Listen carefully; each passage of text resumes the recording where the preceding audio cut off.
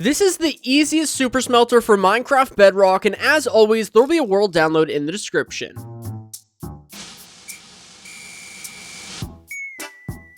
Alright, the first thing you want to do is grab your chests, place down 2 chests right here, and then run 8 hoppers into that chest. So 2, 3, 4, 5, 6, 7, and 8.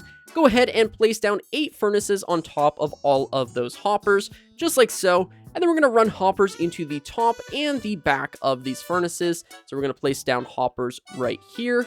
And we're also going to place down hoppers right here. And this is going to be how we get the fuel and the items that we want smelted to get into the furnace. And then this bottom line is going to send them into the chest. Next, you want to grab your stairs, and we're going to place down 2 stairs just like this, upside down. That way we can still open up this bottom chest. And then we're going to grab our blocks, and we're going to place down 3 blocks right here, a block on this side of the stairs, and on this one, we're going to go ahead and set down a redstone lamp with a lever on the redstone lamp, and this is going to be our on-off switch. Now, you don't need to use a redstone lamp if you don't have the resources, but I do think that it makes it look a lot cooler. Next, you want to grab your blocks again, and we're going to place down 2 blocks right here, come around back now, and we're going to place down 2 more blocks right here, and a block right here.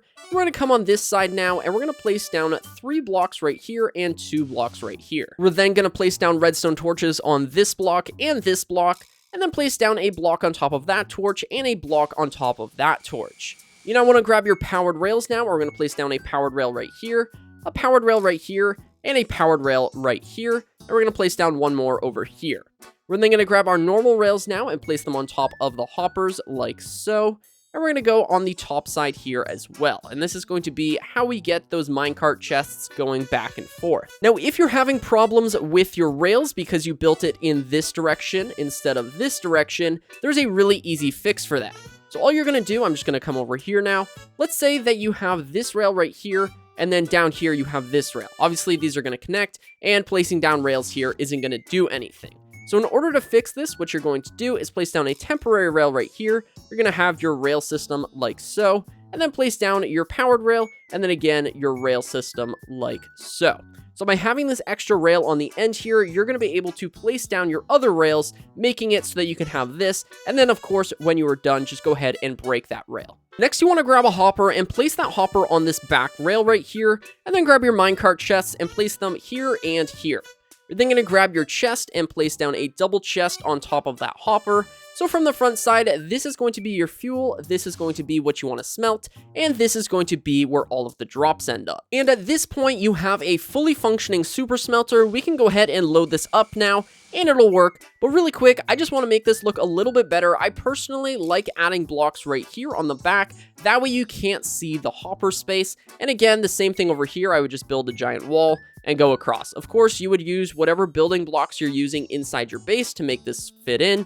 But for now, we're just going to go ahead and block this off just like this. So from the front side now, it looks significantly better. And of course, I would also want to do underneath of these hoppers. But again, in your base, you probably already have a floor in or something. So it is nice and simple. But now that we have this all looking nice, we can go ahead and load this up with our fuel and our drops. So I'm going to go ahead and drop in a stack of coal in this chest and a stack of raw iron in this chest. So we're going to go ahead and wait for this chest to empty, and then we're going to click the lever and watch this thing work. All right, now that the chest is empty and all of the fuel has gone into the minecart chest here, we're now ready to go ahead and turn it on. So when you flick this lever, it's going to go across, and it always looks very nice. I love watching that thing turn on.